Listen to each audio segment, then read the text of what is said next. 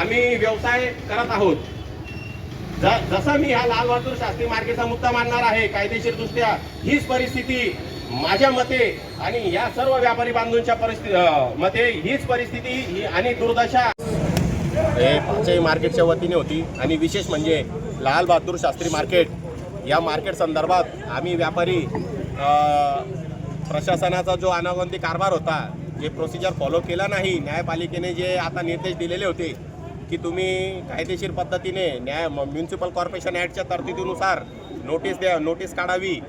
Notice काढावी आणि ते व्यापाऱ्यांच्या म्हणणं लेखी घ्यावे, या सर्व पद्धतीने तुम्ही कामकाज करावे, ते काही फॉलो झालं नाही। म्हणून आम्ही न्यायपालिकेत गेलो, औरंगाबाद खंडपीठ इथे आम्ही याचिका दाखल केली।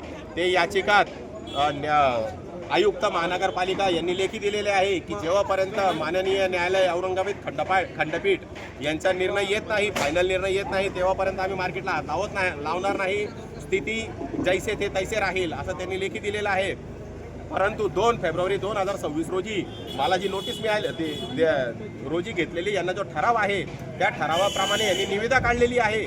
आणि 13 तारखेला जी आम्हाला नोटीस प्राप्त झालेली आहे 12/2/2026 ची जी नोटीस प्राप्त झालेली आहे, त्या नोटिसीत यांनी आम्हाला जागा खाली करावी, न्यायपालिकेत आमची रीट प्रलंबित असताना जागा खाली करावी आणि दुसरी जी दिलेली जागा तिथं स्थलांतरित व्हावे, म्हणून असा जो बेकायदेशीर कारभार चालू आहे आणि न्यायपालिकेचा अवमान होण्याची दाट शक्यता झालेली आहे।